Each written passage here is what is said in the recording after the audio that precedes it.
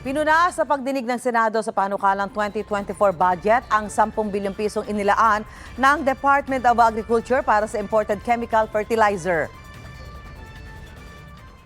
Nasya-shock ako sa 10 billion o para sa importation of fertilizer. Bakit tayo mag-i-import sa iba? Ba't hindi natin bilhin yung ating sarili? Para nabibigyan natin ng trabaho yung kapwa natin Pilipino na naghihirap. Dagdag pa ni Senate Committee on Agriculture Chairperson Senator Cynthia Villar, nakakasama sa lupa ang imported fertilizer. Tangkilikin daw dapat ang mga lokal na pataba ng lupa. Mas makakatipid din daw ng milyon-milyong piso ang DA kung gagamit ng composting facility imbes na mag-import ng fertilizer. Walang tugon tungkol dito ang DA.